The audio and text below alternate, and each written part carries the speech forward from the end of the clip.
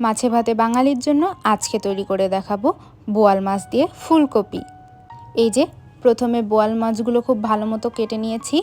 এর মধ্যে দিয়ে দিলাম পরিমাণ মতো হলুদ, ঝালের গুঁড়ো আর লবণ। এখন এগুলো খুব ভালো মতো মাখিয়ে নিতে হবে।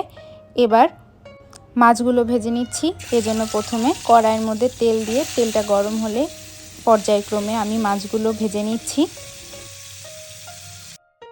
মাছ ভাজা শেষে এবার আমি রান্নায় চলে যাচ্ছি। প্রথমে কড়াই পরিমাণ মতো তেল দিয়ে এর মধ্যে পেঁয়াজ, রসুন আর সরিষা বাটা দিয়ে দিলাম, সাথে দিয়ে দিলাম হলুদ, লবণ আর পরিমাণ মতো ঝালের গুঁড়া।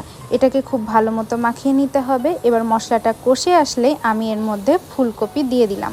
এটা ফুলকপির সিজন না, কিন্তু আমি ফুলকপি ফ্রোজেন করে রাখছিলাম। আর আপনারা যদি ভালো মতো ফ্রোজেন করে রাখতে পারেন তবে এর স্বাদের কিন্তু কোনো পরিবর্তন হয় না। এ পর্যায়ে আমি পরিমাণ মতো পানি দিয়ে এটাকে সিদ্ধ করতে দিলাম। দেখতেই পাচ্ছেন আমার কিন্তু প্রায় সিদ্ধ হয়ে এসছে। এই পর্যায়ে দিয়ে দিচ্ছি ভেজে রাখা মাছগুলো, আর সাথে দিয়ে দিলাম চিড়ে রাখা কাঁচামরিচ। এখন খানিকটা সময়ের জন্য ঢেকে দিয়েছি। ব্যাস ঢাকনা খুলে দেখতে পাচ্ছি অনেকটাই ঝোল শুকিয়ে এসছে। এ পর্যায়ে দিয়ে দিলাম খানিকটা ধনেপাতা কুচি। এখন কিছু সময়ের জন্য ঢেকে দিব। ব্যাস তৈরি হয়ে গেল বোয়াল মাছ দিয়ে ফুলকপি, কত সহজেই। এখন পরিবেশন করে নিচ্ছি। আর এতক্ষণ সাথে থাকার জন্য আপনাদের সকলকে ধন্যবাদ। আশা করি রেসিপিটা সবাই ট্রাই করে দেখবেন।